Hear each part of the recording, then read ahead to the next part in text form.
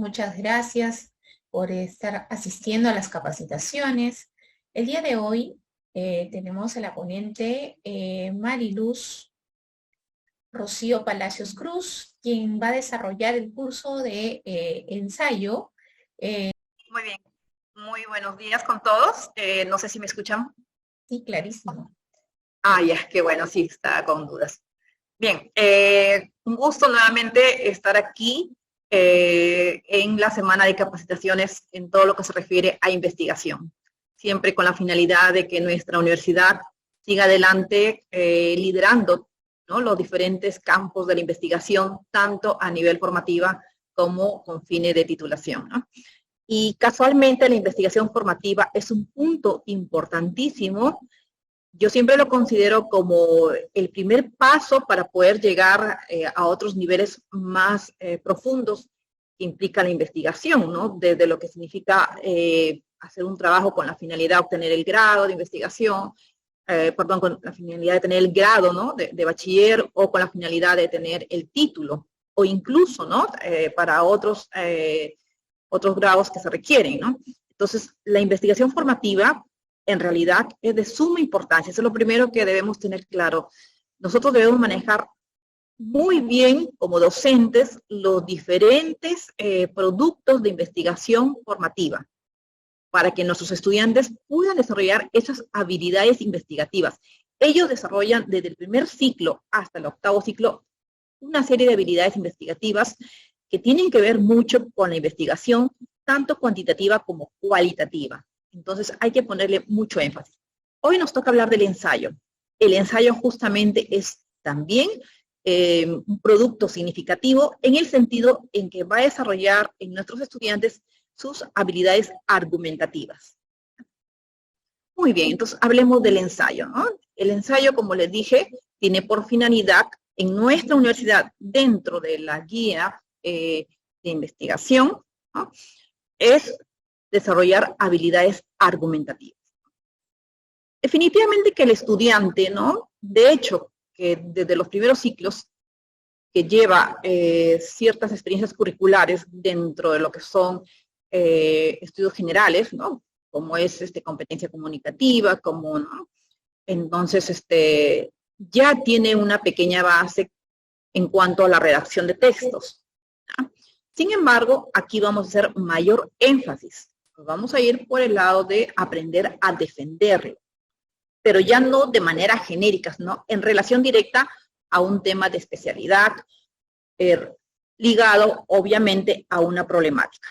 Entonces, lo que vamos a trabajar hoy día son aspectos normativos, considerando que nuestra universidad tiene, ¿no?, unos aspectos importantes para poder desarrollar todos los productos de investigación durante la carrera de estudios de los estudiantes, ¿no?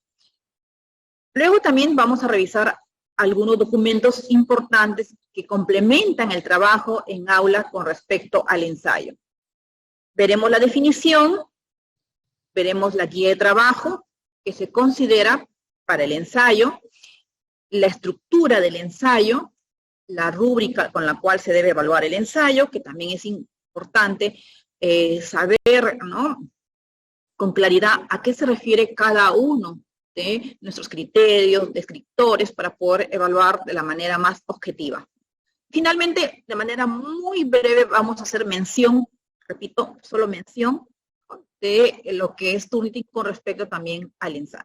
Dentro de los aspectos normativos, lo primero que resaltamos es nuestra ley universitaria, ¿no?, en la que se plasma, ¿no?, una serie de aspectos relacionados, ¿no?, a la investigación en las universidades de nuestro país, ¿no? De alguna manera la investigación es una exigencia y tenemos que evidenciar que realmente estamos cumpliendo con esa exigencia. El artículo 48 de esta ley indica lo siguiente: la investigación constituye una función esencial y obligatoria de la universidad, que la fomenta y realiza, respondiendo a través de la producción de conocimiento y desarrollo de tecnologías, ¿no?, a las necesidades de la sociedad, en especial énfasis en la realidad nacional.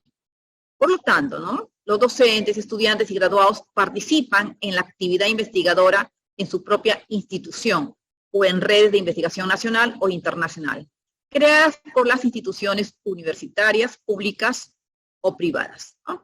Entonces, aquí está plasmado justamente la razón por la cual también nosotros tenemos ya muchos avances en cuanto a cómo desarrollar la investigación en nuestra universidad y los diferentes productos que desarrollamos con nuestros estudiantes, incluso la investigación docente, ¿no?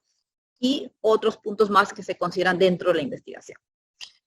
Luego también nosotros tenemos nuestro reglamento de investigación, tenemos también nuestras líneas de investigación y tenemos la guía de productos observables de investigación formativa, ¿no? Entonces, estos documentos de alguna forma se convierten en los referentes que sustentan el trabajo de investigación normativo.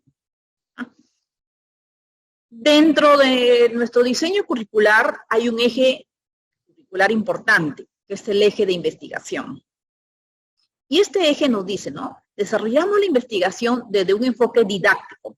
Aquí pongo un poco de énfasis de por qué también tenemos estas semanas de capacitación. Porque la idea es que nosotros como docentes aprendamos el manejo didáctico de la investigación de acuerdo a los niveles que vamos a desarrollar y trabajar en el aula. Entonces, de eso se trata, ¿no? Aprender el manejo didáctico para poder aplicarlo con nuestros estudiantes. Entonces dice, desde un enfoque didáctico que se integra en los procesos de enseñanza-aprendizaje dentro de las experiencias curriculares. No es una investigación aparte, ¿no? Sino está dentro de las experiencias curriculares, obviamente, que tienen como producto, ¿no? Investigación formativa. Hemos determinado claramente la línea de investigación institucional y por cada programa académico que oriente las probables soluciones a los diversos problemas del contexto local, regional. La investigación se realiza en forma interdisciplinaria, ¿no? Esto está en nuestros currículos. Entonces, aquí también nos da dos alcances más. La investigación formativa, si bien es cierto, permite desarrollar habilidades investigativas, pero se orientan directamente a el estudio de realidades problemáticas de nuestro ámbito local regional, de acuerdo al campus en el cual estamos laborando. Entonces, siempre van apuntando a esas realidades. El otro punto también que aquí cabe mencionarlo es que la investigación no necesariamente tiene que sesgarse, ¿no?, a un campo disciplinario, es interdisciplinaria. Hay problemas que al momento de abordarlos vamos a tocar ciertas disciplinas que de una u otra forma se interrelacionan justamente para poder comprender el problema de estudio o quizás también para presentar una propuesta frente a ese problema, ¿no? O para poder también plantear sobre él ciertas tesis. Documentos a tener en cuenta para orientar el desarrollo del ensayo. Eso es muy importante, ¿no? Entonces, cuando nosotros trabajamos el ensayo en el aula, hay ciertos documentos que son esenciales y que incluso deberíamos tenerlos dentro de nuestra carpeta didáctica, ¿no? En Blackboard. Nosotros tenemos una carpeta de información general y en ella debemos tener al menos los que tenemos como producto final, ¿no?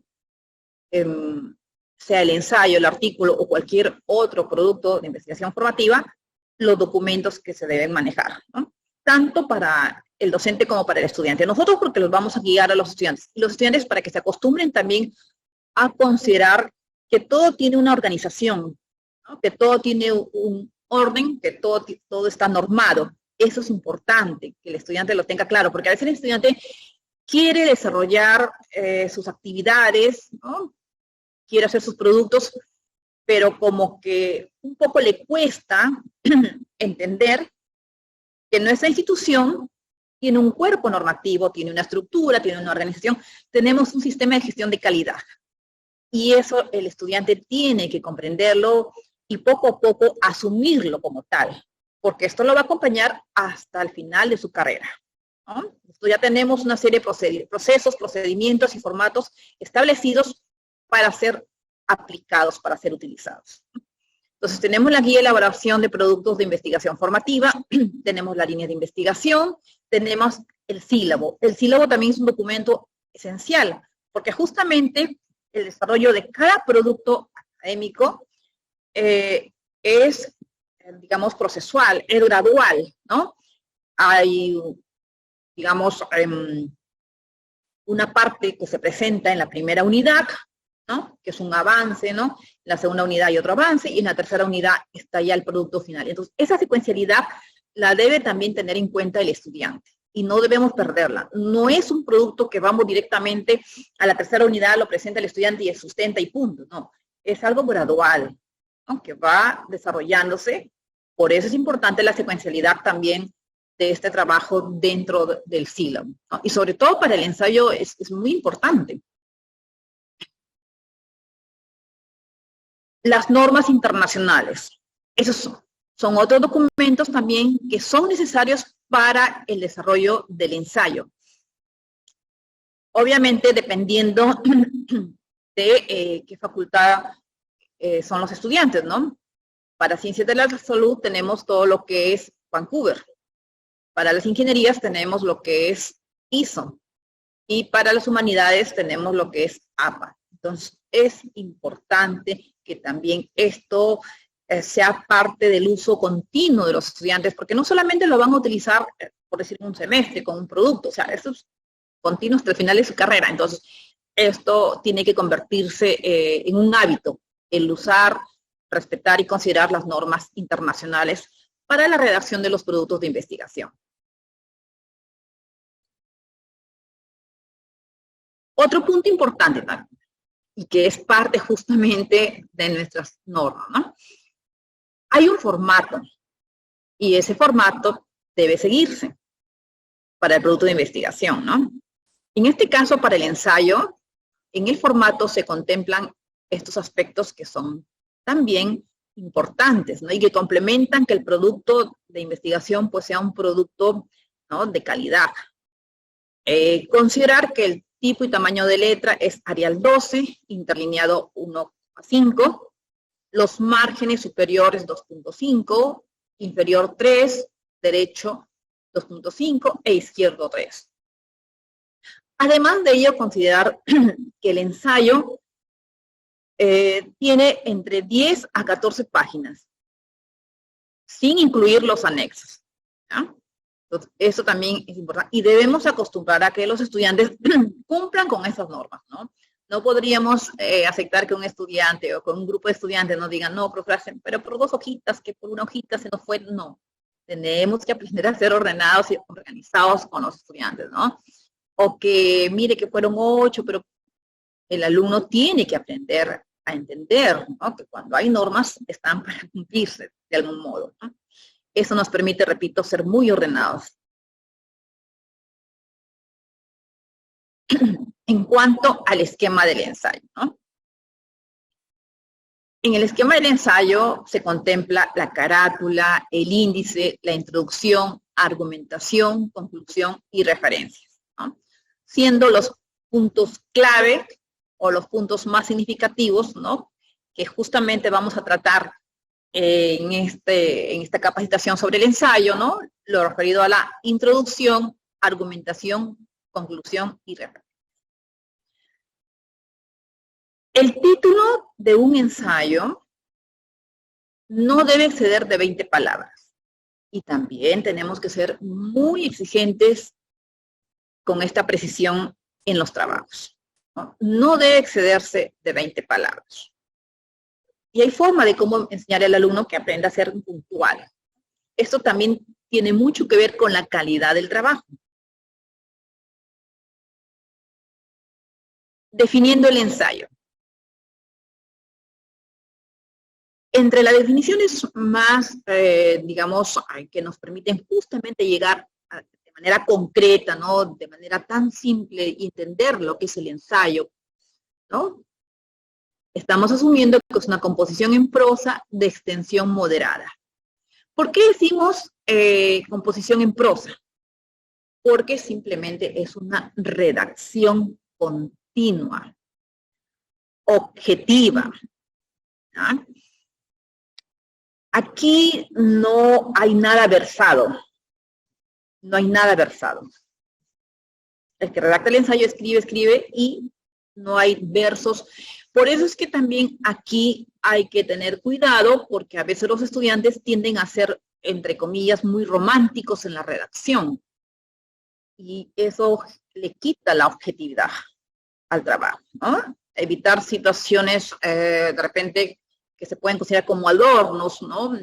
Que caen bien en un estilo de pronto, pues, lírico, épico, en fin, ¿no?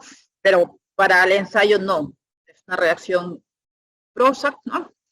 De extensión moderada, cuyo fin es argumentar un tema determinado. Eso es lo fundamental, argumentar.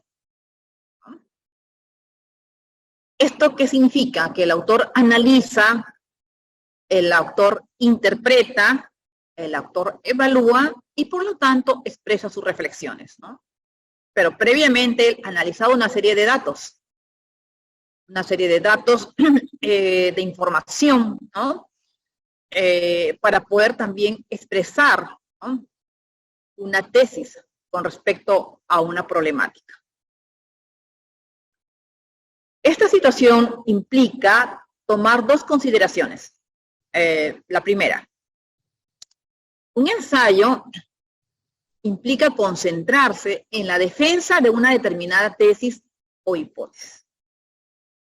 Entonces, la idea es que los estudiantes sostienen una tesis, ¿no?, frente a una problemática que justamente está esbozada en la introducción, en la primera parte del ensayo, ¿no? Y ellos tienen que esa tesis defenderla. Defenderla y sobre esa tesis convencer, ¿no?, a los lectores sobre lo que están ellos planteando. De ahí la importancia de la argumentación, ¿no? Entonces, la defensa de una determinada tesis o hipótesis con el propósito de convencer con argumentos válidos al lector, ¿no? Es decir, argumentos respaldados en un cuerpo teórico. No se puede convencer con falacias, no se puede convencer con especulaciones, ni con meras indagaciones. Todo tiene que estar sustentado de manera debida, de acuerdo, perdón, de acuerdo a las teorías que se puedan presentar respecto a la problemática que están abordando. Otra consideración, la expresión personal, porque si la hay, el ensayo nos permite, ¿no?, que haya una expresión personal del autor, o también puede ser del grupo de autores, cuando los chicos trabajan en equipo, ¿no? Muestran ellos su expresión. Dice, para el caso de la ciencia se refiere a la responsabilidad, miren, ¿no?, responsabilidad en la exposición juiciosa sobre el entorno que el autor tiene, ¿no?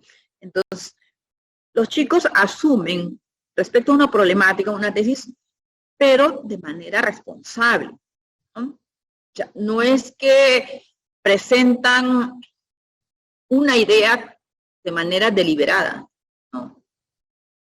Tiene que esa idea pasar por un proceso de discernimiento, ¿no?, frente a la lectura teórica, las interpretaciones y reflexiones que hacen con sus compañeros o que hace el autor de manera individual, ¿no? Y sobre ello, con esa base, él presenta, ¿no?, una tesis.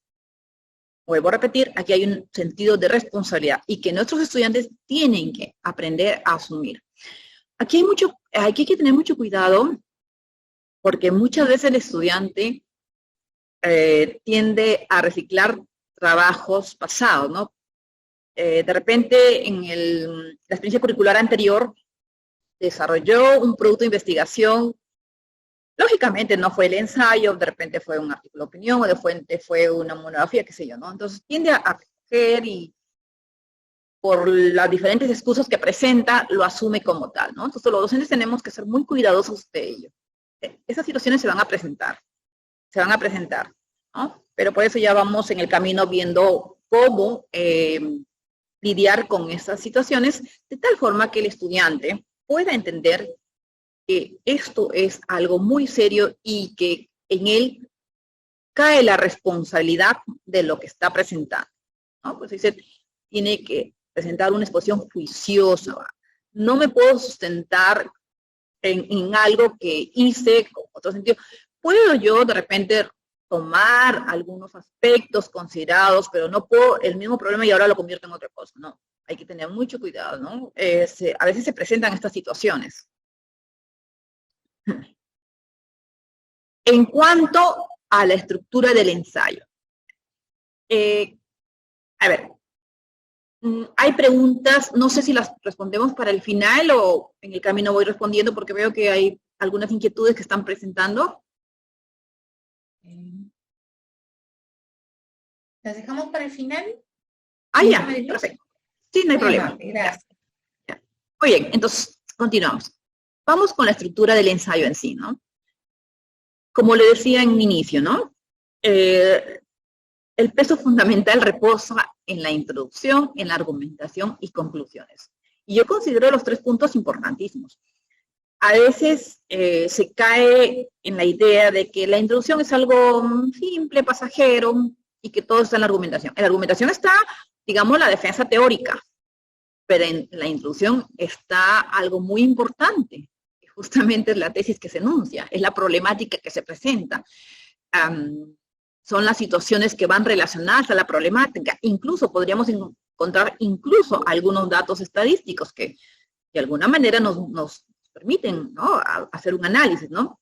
Y que solamente se debe considerar en este punto, ¿no? Ya les voy a decir por qué. Tomando en consideración que la finalidad de nuestro ensayo no es un resultado estadístico, sino es la defensa, ¿no?, argumentada de una tesis. Entonces, tanto la introducción, la argumentación, como las conclusiones tienen la misma importancia. No es que la introducción la hacemos rapidito, la argumentación nos demoramos y luego la conclusión rapidito. No. Hay una secuencialidad ordenada y que tiene sus tiempos debidos. Así, ¿no? Porque incluso en la primera parte, a veces hay la demora entre la definición, ¿no?, entre lo que debería ser el título, o que de repente, conforme vamos avanzando y de repente corregimos, borroneamos el título y qué sé yo, ¿no? Entonces, revisten. De lo que nosotros hagamos en la primera parte, que es la introducción, va a depender el resto. Entonces, si la introducción no está bien planteada, no está bien desarrollada, corremos el riesgo de que en la argumentación realmente no se encuentre el sustento debido a la introducción o a la tesis que estamos presentando.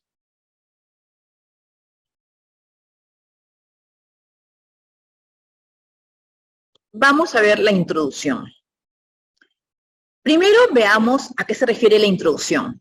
¿Ya? Luego les voy a presentar unas guías muy prácticas que yo siempre he utilizado, ¿no?, en algún momento cuando me ha tocado desarrollar el ensayo, y que justamente tienen un carácter didáctico y que sirven mucho para trabajar con los estudiantes. Con eso trabajan los estudiantes más rápido, ¿no? Muy bien, la introducción. Indica al lector el propósito del escritor. ¿Qué es lo que pretendemos? Por eso es que la introducción debe ser muy clara. ¿Qué es lo que pretendemos? ¿Cuál es nuestro propósito de este ensayo? Es el acercamiento al tema, la organización que seguirá el ensayo, ¿no?, e identificar nítidamente el problema encuadrado en el momento actual. Por ello se recomienda hacerlo de manera interrogativa. De acuerdo a nuestra guía de investigación, la introducción debe considerar más o menos algo de 2 a 3 páginas, no más, ¿ya? Básico, el tema que vamos a trabajar, ¿no?, el esbozo de la problemática, el propósito, ¿no?, la importancia de lo que se está trabajando. Casualmente, permítame. ¿No? Vamos a ver aquí los elementos, ¿no? Con estos elementos estamos respondiendo a esa pequeña síntesis de lo que es la introducción. Entonces, según lo que acabamos de explicar, la introducción tiene estos elementos. Siempre hay un preámbulo general del tema. Y que los alumnos deben tenerlo claro. No es así de que entramos, ¿no? No siempre hay un pequeño preámbulo. En ese preámbulo así sean las primeras líneas, también tenemos que orientar a los estudiantes para que sean objetivos. No es que iniciamos redactando un cuento, ni que empieza redactando un caso, ¿no? Hay un preámbulo sobre la situación que se está presentando. La realidad problemática, la cual indicará la interpretación de las implicancias de la pregunta, ¿no? Los objetivos que deben ser redactados de manera clara. Los objetivos deben ser puntuales, claro, no deben ser muy extensos. A veces se comete el error de ser muy extensos. Es bueno trabajar entre 2 a 3 objetivos, pero bien puntuales, ¿no? Y entender o hacerles entender a los estudiantes que un ensayo no es lo mismo que un trabajo de investigación, no es lo mismo que una monografía, que hay un objetivo general y luego 3 objetivos específicos, no. Es diferente. Es más, el ensayo está dentro de lo que nosotros llamamos un trabajo cualitativo, ¿no? O sea, incluso los datos estadísticos que utilizamos solo los consideramos para mostrar un diagnóstico, una realidad, un problema. O sea, los utilizamos como insumos, mas no es el propósito del ensayo. Por ningún motivo un ensayo no debe conducir a resultados estadísticos, a resultados cuantitativos, no nos debe conducir a eso. ¿Ah? Los utilizamos, sí, como insumo, como información para poder presentar mi tesis, ¿no? La problemática, pero no es el propósito del ensayo, y eso deben tener claro los estudiantes, porque los estudiantes a veces como que tienen una idea fija, se quedan, por ejemplo, si hicieron la monografía en primer ciclo, se quedan como que, entre comillas, estancados en esa idea de que el trabajo de investigación debe terminar, o debe usar una estadística que debe terminar con esto y con lo otro. No, hay que enseñarles a los estudiantes, ¿no? En este caso no es así. La exposición breve de los contenidos más relevantes, es decir, hacer mención. Aquí más que todo es hacer mención, enunciar los puntos claves que permitirán sustentar teóricamente la tesis, ¿no? Porque esos puntos justamente después se desarrollan en la fase de la argumentación. Importancia del tema y justificación de las razones por las que se realiza, en este caso, el ensayo, ¿no? Propuesta de hipótesis si lo requiere. Ya. Voy a mostrarles, permítanme por favor. Por aquí tengo. Este no fue, a ver un ratito. Aquí está. Miren, aquí tenemos un ejemplo de una introducción, ¿no? Entonces, nosotros decimos que el ensayo, si pueden ver este documento de Word. ¿Sí lo aprecian? Ya, muy bien, gracias. Ya. Entonces, como les decía, ¿no? Habíamos mencionado una serie de elementos que son parte de la introducción. Entonces, vamos a ver aquí. Decimos que hay un pequeño preámbulo. Miren este punto, dice, diversos estudios muestran la importancia de las áreas verdes para el desarrollo sostenible del espacio urbano, concibiéndolo como un entorno vital y saludable que hace posible su vitalidad para el ser humano. Entonces, estamos hablando aquí de un preámbulo, ¿no? Un preámbulo que es importante en el ensayo, ¿no? Que nos permite como una pequeña entradita a la problemática que voy a presentar, ¿no? Dice, sin embargo, ya sin embargo, de alguna forma nos está diciendo, pero mira, ¿no? Está poniendo ahí. Dice, sin embargo, actualmente el crecimiento desmesurado de las ciudades en general ha invadido los espacios naturales contiguos, ¿no? Nos presenta algo, sin embargo, ocurre esto. Entonces, ahí ya hay una especie de contraste. Entonces, estoy introduciendo, pero estoy poquito a poquito acercándome que dentro de lo importante que es las áreas verdes, se presenta una situación actualmente que no va acorde a lo que se está esbozando. Entonces, ya estoy presentando una problemática. Sin embargo, actualmente el crecimiento desmesurado de las ciudades en general ha invadido los espacios naturales contiguos, ocasionando de este modo un punto de quiebre. Miren cómo lo estamos mostrando, ¿no? En la relación establecida entre los ámbitos construidos y no construidos expandiéndose la ciudad ilimitadamente y pasando por encima de lo que corresponde al paisaje natural. Ya estoy ahí presentando la problemática, ya estoy presentando mi tesis, ya estoy presentando mi idea de lo que está sucediendo actualmente, ¿no? Vamos a otro elemento un poquito más puntual. Dice, precisamente en el distrito 26 de octubre no se exime de esta realidad, pues se observa, ¿no? Se observa. ¿Qué significa se observa? Que los estudiantes previamente han hecho una mirada, ¿no? O entre ellos han conversado, han discutido, mira, yo vivo acá, yo esto, lo otro. O sea, lo que quiero decir aquí es que cuando mostramos una realidad, no es algo ficticio, mostramos una realidad existente. El ensayo requiere algo que existe, que amerita cuestionar ciertas situaciones sobre ese punto. Ahí va justamente la habilidad, el cuestionar para luego argumentar, ¿no? Entonces, estamos indicando algo que en verdad existe.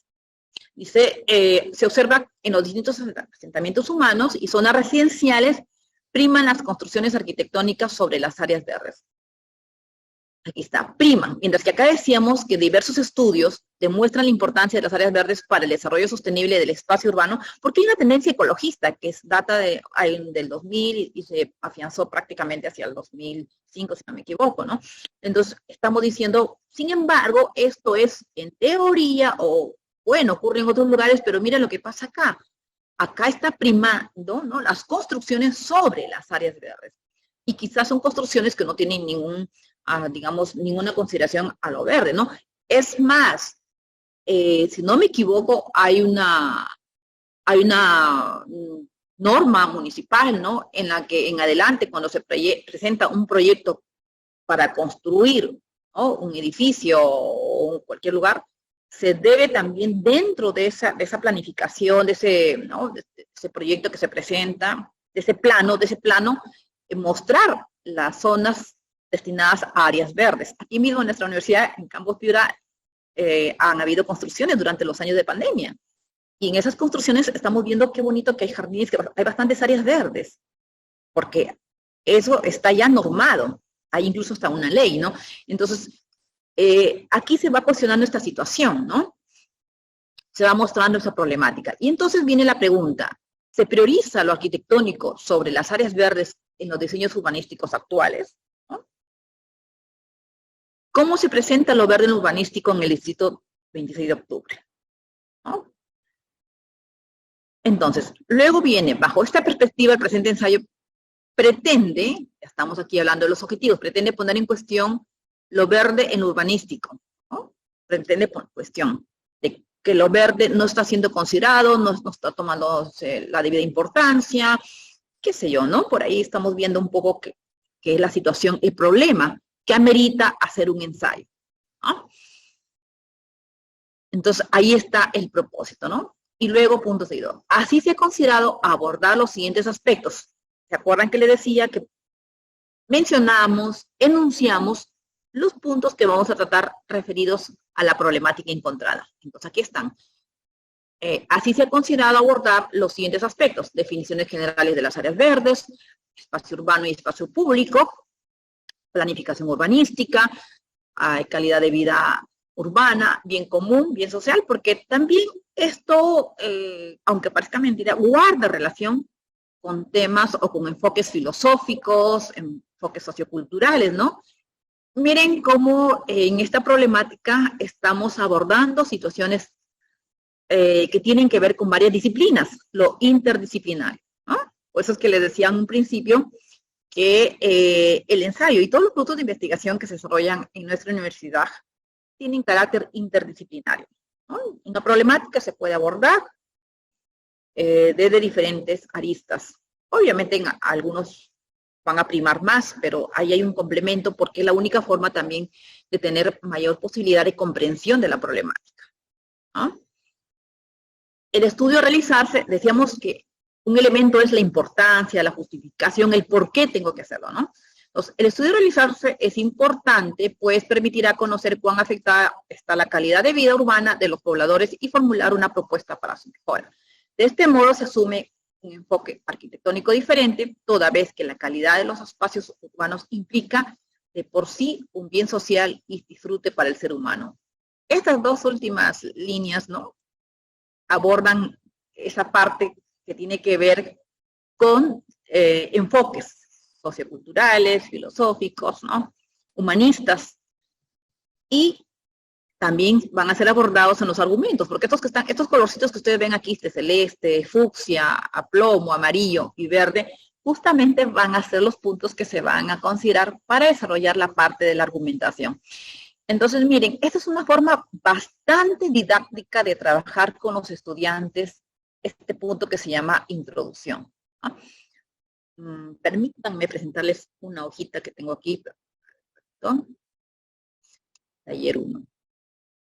Ya, ¿visualizan esta hojita que dice ruta a seguir para redactar la introducción? Ya, qué bueno. Miren, estas hojas de ruta, yo le llamaba rutas, siempre con mis alumnos, obviamente es cierto, ¿no? Entre las muchas preguntas que van a surgir es que no da el tiempo, ¿no? Que los puntos son un poquito extensos en cuanto a la experiencia curricular que les corresponde ejecutar, ¿no? Pero si nosotros trabajamos con rutas de trabajo, plantillas, ¿no? Ojo, rutas, plantillas, no modelos, es diferente ya. Yo a los chicos les puedo mostrar así como les mostré a ustedes modelos, pero nunca les daba, sigan este modelo, porque si no los chicos se sesgan. Y es más, eso hace también que ellos a veces se sientan como que muy presionados, ¿no? Porque cuando uno les da un modelo a los estudiantes, y yo les sugiero que no les den modelos, o sea, denles ejemplos, sí, pero no modelos, porque el alumno a veces se encasilla, ¿no? Y como que aparentemente como que limita su capacidad, su pensamiento, lo limita bastante, porque se encasilla en que tiene que ser tal igualito, no.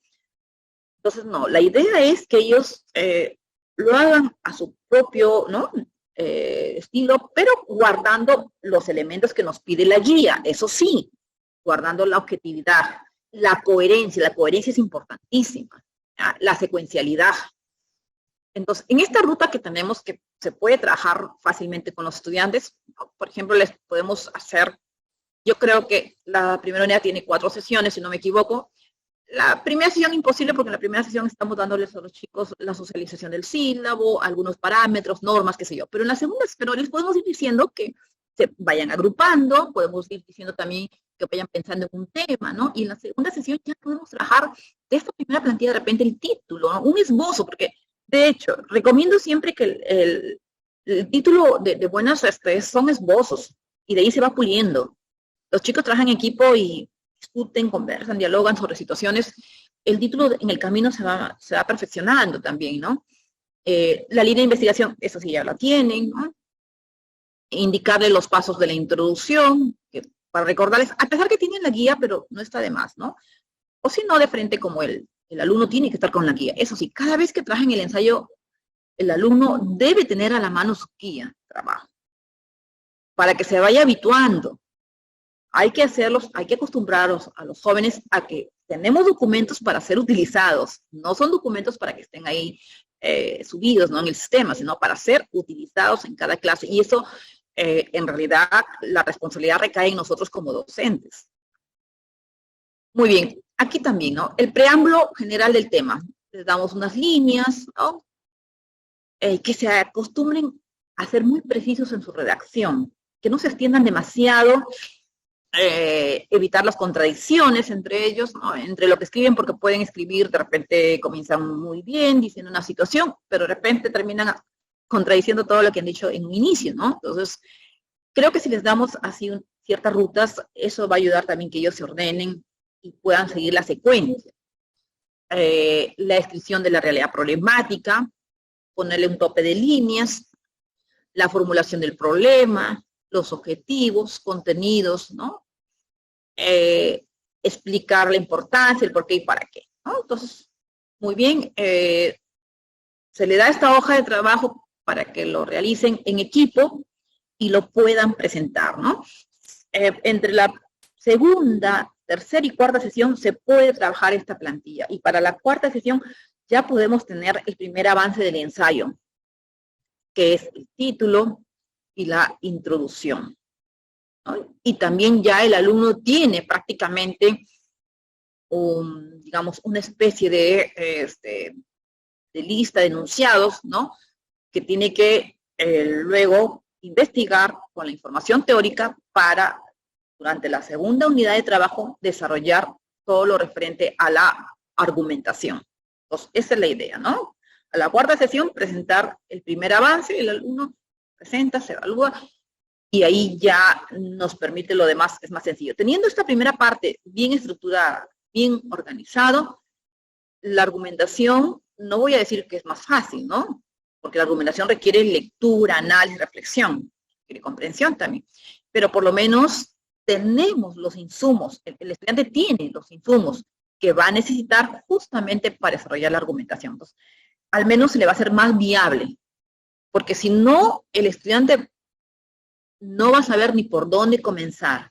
Y de pronto se va a guiar solamente por el título y entonces busca un autor, otro autor, pero muchas veces los títulos, digamos, en sí mismo encierran varios puntos, varios aspectos. En cambio, cuando tú ya tienes ciertos enunciados, ciertos puntos que vas a tratar referente a tu problemática, significa que voy a abordar esos aspectos solamente. Por lo tanto, mis argumentos van en función a ellos, ¿no? Entonces, eso es bastante práctico y didáctico si lo trabajamos de este modo con los estudiantes. Bien, esto es con referente a la introducción. Vamos a continuar. Permítanme, por favor. Ahora sí, hemos hablado de la introducción y pasamos a ver la argumentación. ¿Ya? Este es un punto bastante interesante. Primero veamos a qué se refiere. La argumentación, ¿no?, es el paso donde vamos nosotros prácticamente a defender, ¿no?, con una base científica lo que estamos plasmando, lo que estamos planteando. Es la defensa.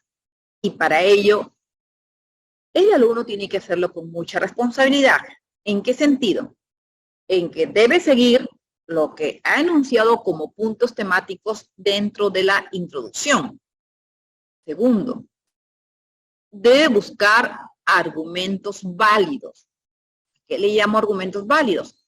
Argumentos, ¿no?, teóricos, no especulativos ni falsos. Argumentos recogidos de fuentes teóricas y a su vez esas fuentes teóricas de bases de datos académicos. ¿Ya? Hay que tener mucho cuidado con el estudiante. El estudiante todo lo va a Google. Y no es malo, siempre y cuando sepa elegir las bases de datos. ¿No? Siempre también el alumno entienda, ¿no?, que hay un Google académico, por lo menos es un poquito más cercano a lo que significa el nivel que requiere este trabajo, que es el ensayo, ¿no? Pero sobre todo lo más importante es que, miren, nuestra universidad tiene recursos y es ahí donde debemos trabajar con los estudiantes. El alumno tiene que habituarse, así como lo vamos a habituar a que siga la guía de investigación que tenemos, que hay normas, ¿no? También hay normas. También tiene que habituarse a usar los recursos de la universidad. Nuestra universidad paga licencias por los recursos digitales que tenemos, que son muy útiles, la verdad, que tenemos una variedad. Si ustedes exploran esos recursos, hay una gran variedad. Entonces, el alumno tiene que acostumbrarse a utilizar bibliografías, referencias, ¿no? Referencias de nuestra biblioteca digital y de nuestros recursos digitales, ¿no? Porque también tenemos una biblioteca de libros digitalizados, ¿no? Pero los recursos que tenemos, ahí está toda la información. El alumno tiene que aprender y también, pues, obvio, el estudiante tiene que aprender el manejo de cómo se hace la búsqueda de información, ¿no? Y algo también que sugiero que trabajen con los estudiantes desde ahora, para que cuando lleguen al desarrollo de su trabajo de investigación ¿no? Con fines de titulación no tengan problemas. Los alumnos deben acostumbrarse a utilizar libros no solamente en español, deben trabajar referencias también en inglés. Es más, en muchos recursos digitales, las búsquedas en inglés te arrojan cantidad de datos. Si yo sobre un tema busco y pongo en español, vamos a suponer que encuentre 100, 200, 300 ¿no? datos. Sin embargo, si yo lo pongo en inglés, voy a recibir hasta 6,000 ¿no? fuentes. Entonces, a veces los alumnos dicen, profesora, pero yo estoy buscando y no encuentro información. Esto es lo único que hay. De este punto solamente hay 2, 3 autores. De este punto solamente hay 2 trabajos, 2 artículos. No hay más. Pero si nosotros le sugerimos que haga la búsqueda a través, ¿no? de manera en inglés, va a encontrar bastante información. El alumno ya tiene que acostumbrarse. Estamos en una etapa en la que ya pues tenemos que acostumbrar al alumno a que tenga más de una opción. Si el alumno solamente se va a quedar con una opción de búsqueda, no va a poder hacer sus trabajos. La situación está así, la comunicación es fluida, ustedes mejor que yo sabrán que la comunicación es rapidísima. Entonces el estudiante tiene que habituarse, ¿no? Entonces, esos son los puntos que se deben considerar para poder desarrollar la argumentación. ¿Ya? Entonces, aquí vuelvo a repetir, la argumentación se presentan las teorías que son fundamentos o evidencias teóricas que sustentan el problema de investigación a través del análisis de los juicios que giran en torno a las posturas que tienden a defender la argumentación científica, ¿no? En esta sección, naturalmente, tiene lugar el tratamiento de los aspectos que se indican en la introducción. Y aquí me detengo otra vez. Tiene lugar el tratamiento de los aspectos que se indicaron en la introducción. ¿Qué significa esto? Que aquí vamos a desarrollar los puntos mencionados en la introducción. Entonces, si aquí, como ustedes pueden apreciar, estos colores que están, celeste, fucsia, plomo, amarillo y verde, entonces, estos son los puntos que se van a desarrollar en la argumentación. Entonces, ahí apunta prácticamente la argumentación. Por eso es importante que el estudiante haga bien su introducción. Si tiene errores, pues se van a afianzar más porque no va a poder buscar o no va a poder tener un sustento que defienda lo que está postulando.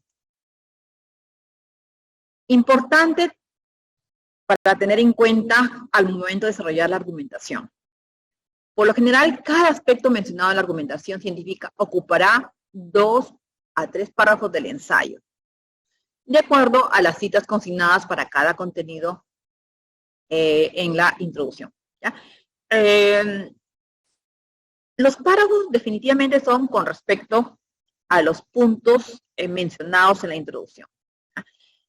Pero también esos puntos deben estar ligados, ¿no? a situaciones que ya vamos a ver aquí cuando les muestre un ejemplo, para que no pensemos que la argumentación es que solamente presento esto que tiene que ver muchas veces de repente con los efectos que se podrían dar en relación a la problemática que estoy abordando, sino que también podemos encontrar argumentos que nos permitan comprender por qué se da la problemática, es decir, que nos permitan encontrar lo que genera ese problema. Entonces, los argumentos se pueden dar en función a los efectos de la problemática, en función a lo que genera la problemática. La argumentación del ensayo es muy importante ya que demuestra la capacidad de organización y argumentación del escritor. Exacto. Prácticamente ahí se refleja la capacidad del equipo de trabajo o del alumno para defender, para sustentar con respaldo teórico una tesis. Son cruciales en esta sección el uso adecuado de transiciones y el buen manejo de la lógica durante la redacción. Sí, solamente así habrá coherencia. Y la coherencia es importante en un ensayo. En un ensayo, la coherencia, ¿qué nos permite? Nos permite guardar relación entre una problemática y los argumentos que sustentan esa problemática para poder llegar a conclusiones, ¿no? Si no hay coherencia entre la problemática y la argumentación, difícilmente voy a llegar a las conclusiones. Entonces, hay que insistir mucho en la coherencia. Y la coherencia en un ensayo se logra ¿cómo? Utilizando la lógica y también utilizando adecuadamente las transiciones o lo que usualmente conocemos como conectores, ¿no? Es decir, entre un párrafo y otro, dentro de un párrafo, el uso de conectores ayuda a que haya una secuencialidad en la redacción, se pueda entender, se pueda comprender fácilmente lo que se quiere decir. Y la argumentación va o tiene una extensión entre 3 a 5 páginas. Aquí también tenemos que ser muy cuidadosos con los estudiantes y exigir también, ¿no? He visto ensayos, por ejemplo, donde una introducción tiene hasta 8 páginas. Perdón, la argumentación tiene hasta 8 páginas o argumentación de 2 páginas y media, ¿no? Y no, hay que tener cuidado. Aquí quiero agregar otro punto importante también con respecto a la argumentación. Hay un punto que se conoce como estética del trabajo. Los párrafos que se consideran en la argumentación deben guardar cierta armonía, deben sincronizar. ¿En qué sentido? En que los párrafos, no tengamos párrafos de 2 líneas y de pronto un párrafo de 15 líneas. Un párrafo de 5 líneas, otro de 10 y viene el otro de 5 y el otro de 2 y el otro. No. Hay que habituar al alumno, entrenarlo, ¿no? En que su trabajo tiene que ser un trabajo de calidad, tanto de fondo como de forma. Dice mucho de un producto que se presenta en las mejores condiciones. Entonces hay que tratar que los párrafos sean entre 8 a 10 líneas, ¿no? Tratar de no ir más allá.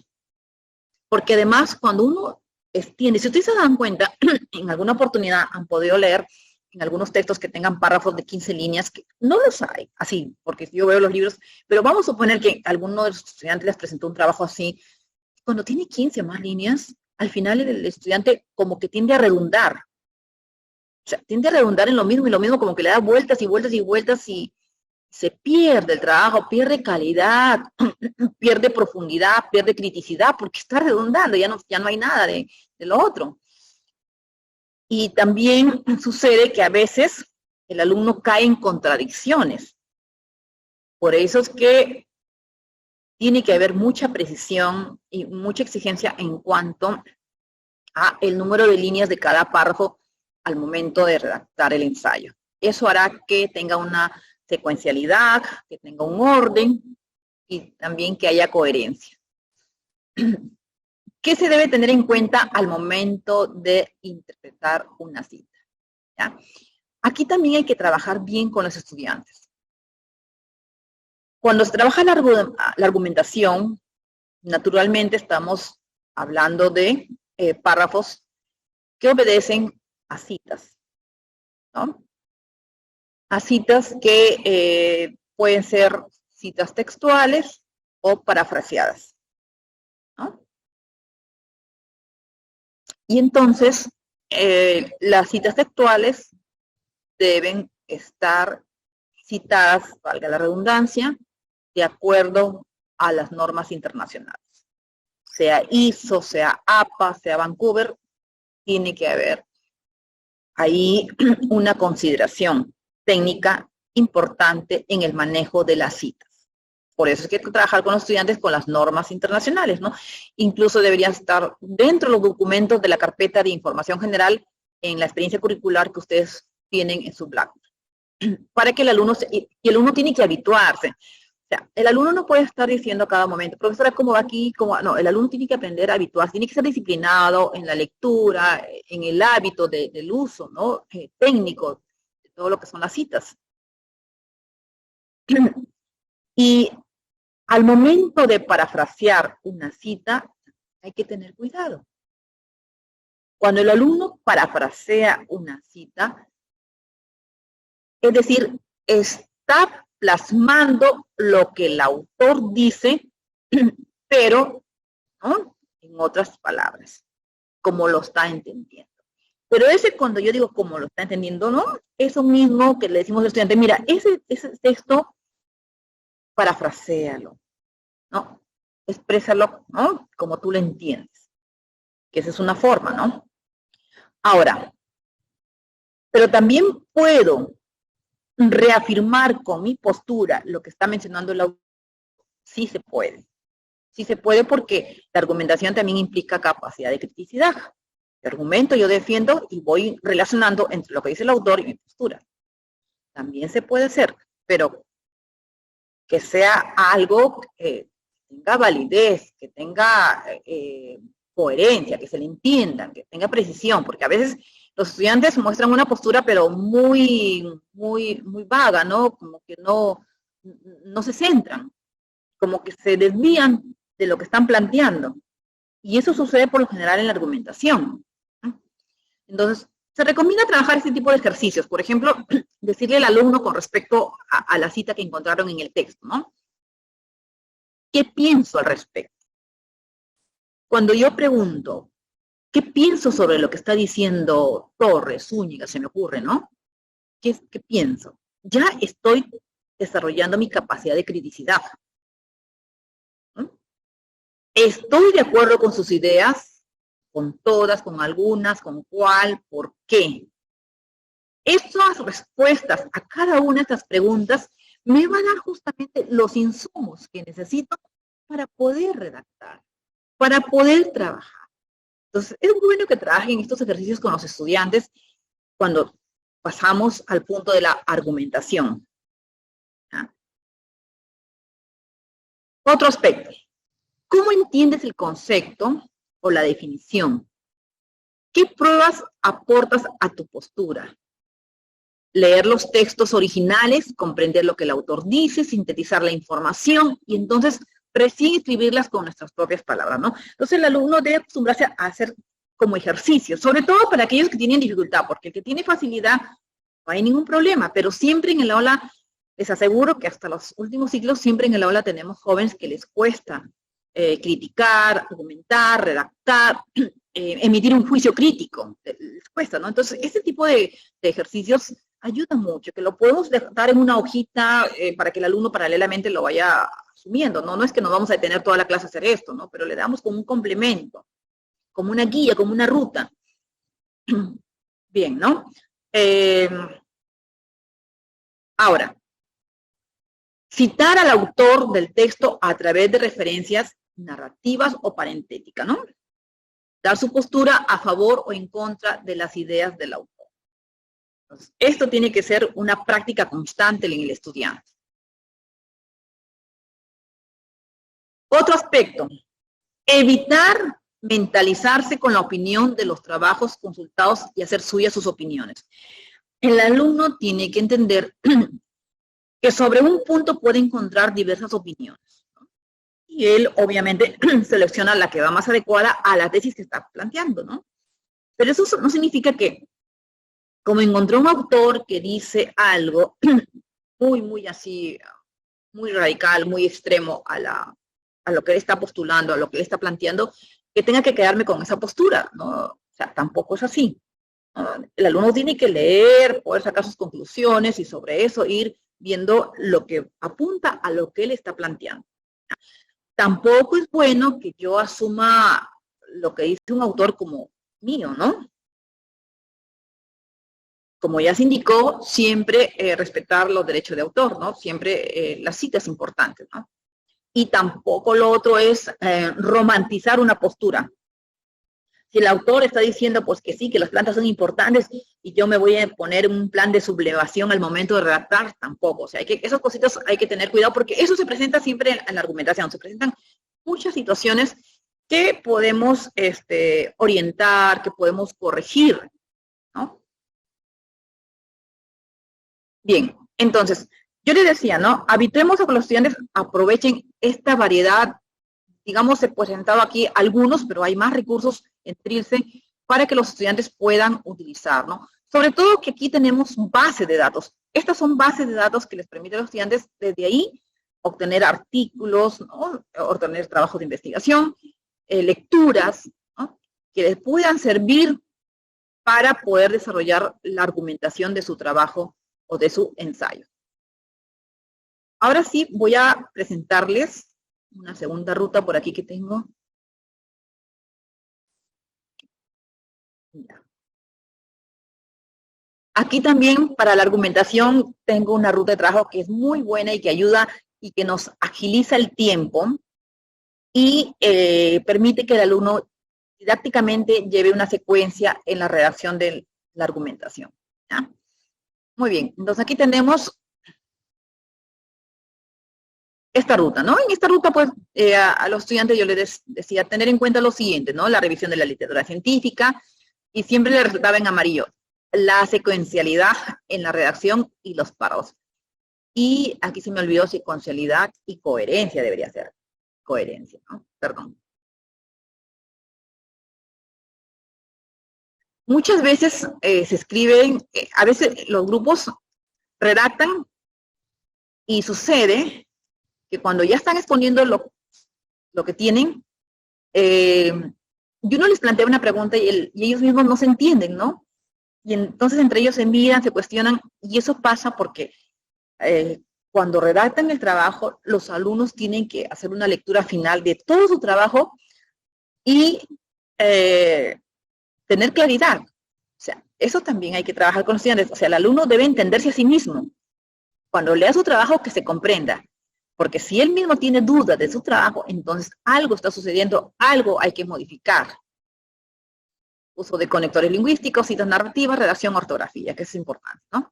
Entonces, yo he dividido, por ejemplo, la argumentación, que naturalmente tiene que ver con los puntos que uno presenta en la introducción, ¿ya? Pero paralelamente, esos puntos, es bueno, ¿no?, sugerir que, por ejemplo, sus párrafos tengan así, ¿no? Primer párrafo, el argumento de definición. En el primer párrafo, nosotros podemos trabajar una definición clara sobre el problema, desde la postura de un autor o dos autores, ¿no? Por ejemplo,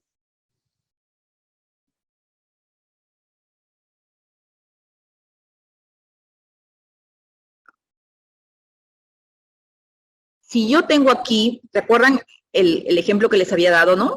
Aquí en la introducción dice definiciones generales de áreas verdes, ¿no? Entonces, prácticamente, miren, aquí está este colorcito celeste, y aquí en la argumentación está aquí. Aquí está la definición, ¿no? Entonces, es importante precisar que los espacios verdes, ¿no? Toda la definición. Entonces, esta ruta que estoy utilizando es muy ágil para trabajarla en el aula. Primer párrafo, argumento, definición. Segundo párrafo, argumento de estadístico. Si fuera necesario, datos importantes que evidencien de manera más precisa el problema. Este puede darse, ¿no? Puede darse como no puede darse, ¿no? En algunos casos, por ejemplo, si nosotros queremos hablar, vamos a suponer que tenemos alumnos de derecho, ¿no? O tenemos alumnos de medicina o de psicología, pues, y de repente ahí hay datos estadísticos importantes. Si me están hablando que se ha incrementado el índice de abortos, se me ocurre, ¿no? Entonces, puedo, ¿no?, de alguna forma utilizar un argumento estadístico que permita justamente, ¿no?, digamos, corroborar, ¿no?, lo que está manifestando un autor X o Y sobre la situación de que, pues, es una problemática bastante preocupante porque estamos hablando, por ejemplo, se me ocurre, ¿no?, del aborto en adolescentes que se está incrementando. Eso significa que hay un problema grave ahí, ¿no? Entonces, puedo, ¿no? Igual en el campo de la medicina o de la psicología, ¿no? Incluso también puede ser en el campo de la contabilidad. Se me ocurre que de repente hay un porcentaje alto de la población que va de impuestos, ¿no? Entonces, puede haber un argumento estadístico que nos permita justamente reafirmar la situación problemática. Es decir, vuelvo a repetir, los datos estadísticos son para justamente corroborar la situación problemática que se presenta, ¿ya? Pero, ojo, no vayamos mal a interpretar, no vayamos mal a entender y pensar que debo terminar mi ensayo con un resultado estadístico. No equivocarnos en ese sentido. Luego, un tercer y cuarto párrafo del argumento puede estar referido al argumento de autoridad. ¿A qué le llamamos el argumento de autoridad o argumento de hecho? Por ejemplo, cuando hablamos de los efectos. o las relaciones con otros aspectos del problema. Es decir, cuando estamos mirando los efectos, las consecuencias de esta problemática que estamos abordando. Lo que decíamos ahora sobre el tema de las construcciones arquitectónicas sobre los espacios verdes, ¿no? Que finalmente va a condicionar la calidad de vida de la población, ¿no? Miren cómo ahí estamos hablando de un efecto, ¿no? Entonces, puede haber argumentos referidos así, que apuntan a efectos, consecuencias de la problemática. O también lo relacionamos con otros aspectos. Cuando yo relacionaba el tema de repente con una cuestión de bien común, de bienestar general, ¿no? Estoy que lo relaciono con otro. Entonces, ahí también tenemos un argumento que solemos llamarle argumento de autoridad o argumento de hecho. Igual sus líneas, ¿no? Y también tenemos otro argumento que puede ser antecedentes o causas, ¿no? Como le decía ahora, en una argumentación no solamente podemos argumentar desde los efectos, sino también desde lo que genera el problema. ¿Qué es lo que causa el problema? Pueden haber argumentos referidos a las causas del problema. Y también puede haber un párrafo, ¿no?, referido a argumentos teóricos sobre ejemplificación, ¿no? Es decir, si hubieran casos, situaciones u hechos similares, ¿no?, que reafirman justamente el por qué urge discutir, urge ver esta situación sobre el aborto en adolescentes, ¿no? Entonces, estoy aquí ejemplificando. Ayudaría bastante, ¿no? Por eso, estos argumentos van a estar de acuerdo también al tema que estamos abordando, ¿ya? De acuerdo al tema. Por eso es que en la introducción es importante los puntos que vamos a enunciar para el desarrollo de la argumentación. Recuerden, esto que estamos desarrollando, que es la argumentación, responde a lo que está en la introducción. Entonces, el tipo de argumentos va a ir en función al problema que estoy abordando. Bien, entonces con esta plantilla, la verdad que es bastante práctico y bastante interesante poder desarrollar con los estudiantes la argumentación en las sesiones 5, 6, 7, perdón, en las 6, 7, 8 y 9. Ya no en la sesión 10, porque ustedes saben que en la segunda unidad el examen es, o sea, ya solamente hay examen, ya no hay clase y examen. Entonces, hay que con tiempo trabajar estas plantillas, con tiempo.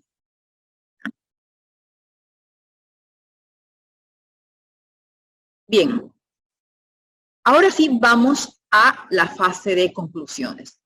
Las conclusiones en el ensayo. Las conclusiones en el ensayo responden a cada objetivo. Si yo formulé 2 objetivos, 3 objetivos en el ensayo, debo tener 3 conclusiones, ¿no? O por lo menos 2 conclusiones que aborden esos 3 objetivos. O sea, tienen que abordar los objetivos. No estrictamente, ¿no? Por ejemplo, yo tengo 3 objetivos, pero si en 2 conclusiones abordo esos 3 objetivos. Lo importante es que la conclusión aborde el objetivo. No deje ningún objetivo suelto. Se puede dejar un objetivo suelto, ¿ya? Por eso es que también se recomienda que en la introducción, miren cuán importante es la introducción, ¿ah? Es importante que en la introducción fijemos, ¿no? Yo siempre sugiero que trabajemos con 2 o 3 objetivos para que se pueda desarrollar este punto, ¿no? Las conclusiones deben tener secuencia lógica, ¿no? Mencionar los puntos más relevantes, ¿no? Incluso aquellos contrarios que pueden estar referidos a lo que uno plantea como tesis, ¿no?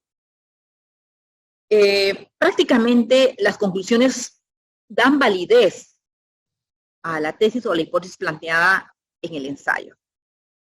Entonces, las conclusiones son muy importantes, ¿no? Y se elaboran una vez que hemos desarrollado toda la argumentación. El alumno debe leer todos sus párrafos, todos sus argumentos, para poder sacar sus deducciones que lo conlleven justamente a ello, ¿no? Entonces, finalmente, ¿qué? Plantea un problema, argumento con teorías, termino ello, esbozarlo, analizarlo, todo, muy bien. Y finalmente, ¿qué? ¿No? Finalmente, ¿qué? Afirmo, reafirmo, tesis, qué sé yo, ¿no? Entonces, con ello prácticamente se concluye lo que es el trabajo del ensayo, ¿no? Una vez que ya tenemos las conclusiones plasmadas, las tenemos bastante claras, ¿no? Y aquí hay que orientar a los estudiantes para que sean muy concretos. Las conclusiones no pueden ser extensas. No puede haber una conclusión en 2 párrafos, ¿no? Una conclusión me refiero, ¿no? Si apunta a un objetivo. O tengo objetivo 1, conclusión 1 y los no, tiene que ser uno solo. Tiene que ser bien completa, bien precisa. No puede en la conclusión estar haciendo citas, no se citan las conclusiones. No puedo estar refiriéndome a un autor o 2 autores, no. Ya las conclusiones prácticamente es lo que yo sintetizo, lo que yo he sistematizado entre lo que plasmaba como tesis, como problema, el argumento, mi postura, y entonces ya establezco conclusiones. Bueno, como una referencia, ¿no? Objetivo 1, conclusión 1, objetivo 2, conclusión 2, ¿no? Un poco para que el estudiante también se acostumbre a ordenarse.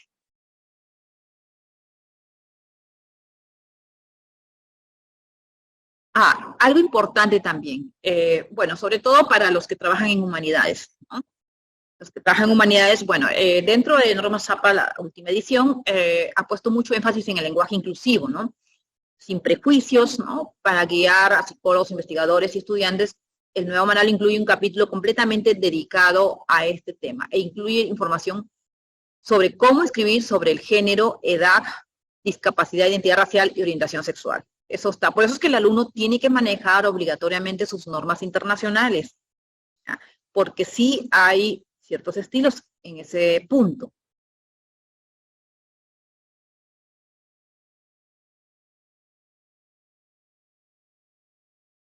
Bien, entonces, un ratito. Después de las conclusiones, viene todo lo que se refiere a registrar las referencias. El registro de referencias debe ser 3 páginas, ¿ya? De acuerdo a lo que indica nuestra guía de investigación. 3 páginas. Se deben referenciar todas las citas. Si el estudiante tiene 5, 6, 7, 8, todas las citas que tenga deben estar o deben figurar en el punto que dice referencias, ¿no? Permítanme un ratito.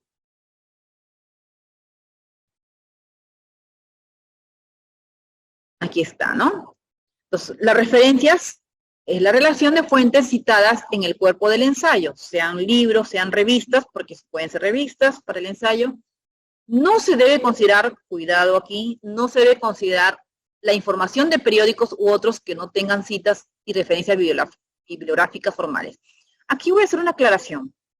Si bien Norma Zappa, por ejemplo, en Norma Zappa, lo hablo para el campo de las humanidades, considera incluso hasta vídeos de YouTube, páginas web, Face, periódicos, pero naturalmente, o sea, publicaciones en las redes sociales sí los considera APA, pero esas publicaciones que están debidamente también referenciadas. Por ejemplo, si hay una página en Face de un instituto de psicología, se me ocurre, un instituto de psicología que constantemente hace publicaciones, ¿no?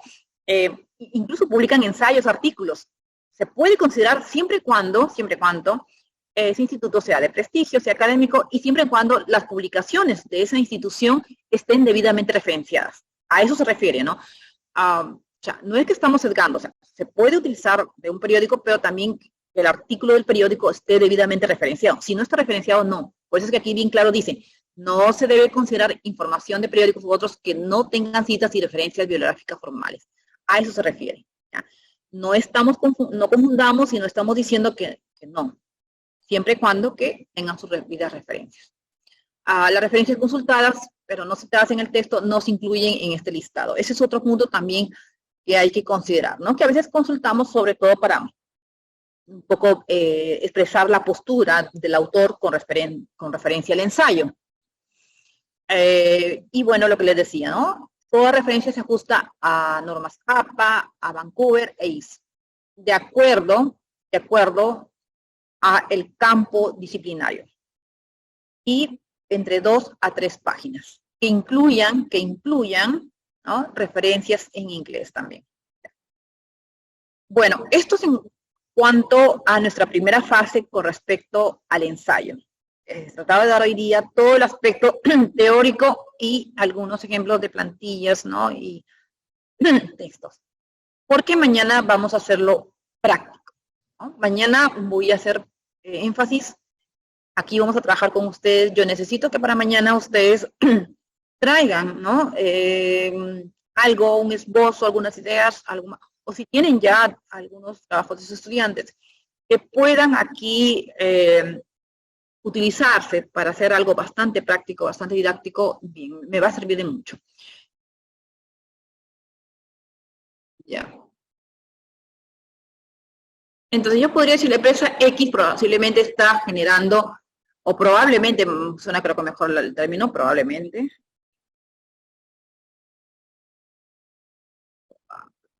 Claro que eso implicaría, ojo, probablemente está generando problemas ambientales en el asentamiento humano. Si se dan cuenta, estoy ya directamente yéndome a una situación, digamos, más concreta, más así, más precisa, más directa, ¿ya? Entonces, cuando yo digo probablemente está generando problemas ambientales, ojo que aquí los puntos que voy a considerar para el desarrollo de la argumentación tienen que estar referidos, por ejemplo, si la empresa, se me ocurre, está dedicada a eliminar residuos, por ejemplo, tendría que hablar un poco sobre lo que implican los residuos, o sea, tendría que mirar todo lo que me permita realmente terminar reafirmando mi hipótesis, ¿no? O de repente contradiciendo mi hipótesis, ¿no? En el final, porque necesariamente puedo terminar diciendo de que la empresa, la contaminación no necesariamente es por esos residuos, qué sé yo, ¿no? Entonces, la hipótesis es opcional en el sentido de que si amerita la problemática que estoy besando, poner hipótesis, lo considero como hipótesis. Pero lógicamente que mi argumentación tiene que conducirme a discernir y concluir si realmente la empresa está provocando ese problema o no lo está provocando, ¿no? Entonces la argumentación tiene que conducirme. Por eso es que ahí los argumentos son más cuidadosos al momento de plasmarse, porque tengo que ver también lo referido al rubro al que se dedica la empresa, que pueda contaminar o no pueda contaminar, ¿no? Entonces, ahí sí amerita. Entonces, lo que quiero decir es, no estoy diciendo no lleva hipótesis, lleva, es opcional en el sentido dependiendo la problemática que se está esbozando. Ahí es donde nosotros apuntamos, ¿no? O sea, y eso también hay que dejarle claro al alumno, ¿no? Por ejemplo, en lo que yo les había puesto anteriormente no ameritaba una hipótesis, simplemente estábamos preguntando, ¿no? Si está primando la construcción arquitectónica sobre, ¿no? Sobre las áreas verdes, que está primando, están dándole mayor interés a construir edificios sin respetar lo otro, ¿no? Entonces, para eso tenía que buscar teorías ecologistas, todos que hagan referencia justamente a lo que son las construcciones urbanísticas modernas, actuales, con tendencia ecologista, ¿no?